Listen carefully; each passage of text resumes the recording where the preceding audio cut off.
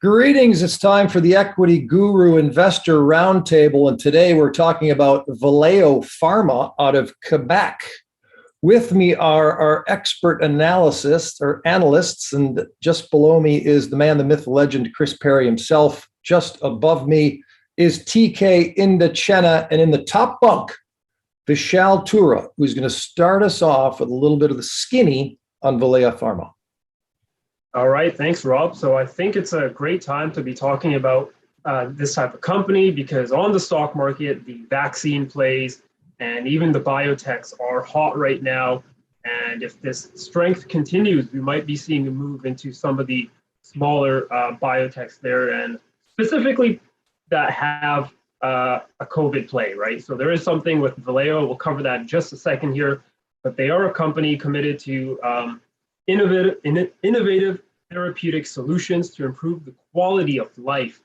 And I think the value that they provide is that they are fully integrated and they have all the resources and the expertise needed to register and market a product in Canada, including the regulatory affairs, quality assurance, warehousing, marketing, sales, all that other good stuff, which, it's good to get through all that legal stuff. And in terms of products, as I said, they do focus on respiratory, neurology, oncology. They did start off as a company focusing on dermatology and skin products, and they sold that part of the business to Valeo Pharmaceutical. And if you guys remember, that's the company, of course, that Bill Ackman was very famous in losing a few $1 billion in. But this is their portfolio right now. They do have products, and they are projecting a lot of growth in terms of revenue streams. And I did mention earlier the COVID play. And if I go to their homepage, you can see here they are marketing this hesperidin, which is their unique formulation of this antioxidant, which is undergoing some trials at the Montreal Heart Institute to see if it can lessen the symptoms and lessen the hospitalization of COVID patients. So this is sort of the big news, I guess, right now, and what they're trying to tie in here with COVID and with what's happening on the markets right now. CP, you got thoughts on Valeo as you hear the basics? Yeah, so so there are issues with any biotech in Canada in that Canadian investors don't understand biotech in Canada. In order to really do well, you've got to have something that is sector trend. So COVID being an example. If you're a mining company with an idea of a pill that might cure COVID, you're going to do better than a 15-year-old pharma company that's licensing its products across North America, basically. So the problem that I see that Valeo has here is that they actually engage in the business that they say they're engaged in. It's a lot less sexy to present real business than it is speculative business. That said, this is a pharma company that's not reliant on a mysterious date in the future when Health Canada might approve something. They've got plenty of products on the market. They're a money loser if you're looking at profit and loss, but that's pretty standard at an early stage young pharma company. But what they've got is a group of people that have been in the business for a while, that understand the market, understand how to get products to market. Clearly in their selling of their entire product portfolio previously to Valiant, they've already got one, not an exit, but a monetization event. And frankly, that takes away a lot of risk for me. I'm not worried that this is a company that's going to go bankrupt. What might cause some worry is, as I said earlier, the lack of understanding of this sector from a lot of investors. If you look at the share chart, realistically, that's not a great last year for a company that's in a sector that, with COVID bouncing around, we should be interested in. But if you look at that last month, there is a lot of green buying, and stock price gone up from 60 cents to 80 cents, which in and of itself is decent. You just have to ignore the $1.50 drop to get to that point in the 6 months previous. Yeah. TK analysis? Oh yeah, I was gonna say kind of what Chris is touching on is a lot of people don't appreciate what's going on under the hood of the company.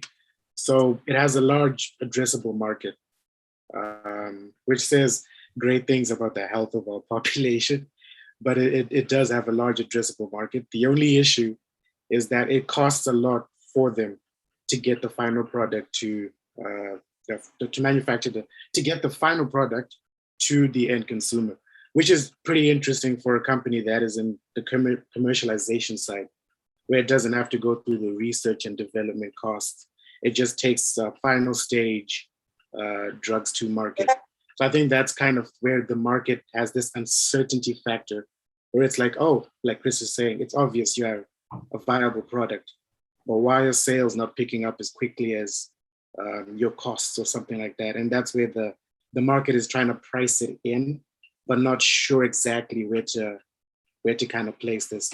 I don't want to be a stickler to this, but the academics right now are loving their efficient market hypothesis. And this whole situation just kind of brings that to question, because it's both earnings and sales driving this, and investor sentiment, mostly confusion at this point. So that's kind of where I think the stock is lying, in this uncertain area where the market is trying to value it, but they're not truly understanding what's pushing the valuation. So when real dollars and cents bounce around, if I'm tuning in here for the first time and I got money in my pocket and I'm thinking about VPH on the Canada Exchange, I'm thinking about what? Am I waiting? I think, how can I put this? you can put some money now, since the price has kind of taken a bit of a dip, but you'd be taking a bet on the management team more than the actual business. You're hoping they're able to take that money and reinvest in other projects that allow them to increase the revenue base. I think as of now, just to try to quantify that, they will sell their products on average at $10, and they will keep only $2 of that as profits, as gross profits. So it kind of tells you that, okay, they do have a viable market. They are profitable when it comes to the actual operations, but what can management do with that money that's staying in the business to continue to try and improve the product line, etc. So I would put some money in, but you're making a bet on management and not the business. Yeah. Just furthermore, just to elaborate there on TK's point there as well, but I mean, we're seeing a big increase on the sales and marketing side, and in terms of expenses, which I think is required. Personally, I'm a bit of a health freak. I actually do take hesperidin, not this product though, but I do take a lot of other antioxidants, quercetin, all that kind of, flavonoids, that's what they're all called, right? But what would make me want to buy this hesperidin compared to, natural factors? I'm just naming the brand that I take. And I think that's the question. Obviously, they're saying that this is their formulation. So what I'm trying to say is, I guess there's a lot of competition and products in that market anyways, and they do have to sort of distinguish themselves. As Chris said, the stock year to date is down nearly 40%, but in 1 month, performance has seen a bit of a bounce here at up 7%. And we did see a nice bounce there at 56 cents, which is close to 50 cents, which is a pretty psychological important number for stocks under $1. And we are still under $1 here. So I think going forward, if we can get a close back above $1, that would be very important and very good for Valeo. But just as TK said, it's one of those companies that I might speculate on. I'd put a few dollars in this one because I think the products are there and stuff, but it's all about management and marketing it properly.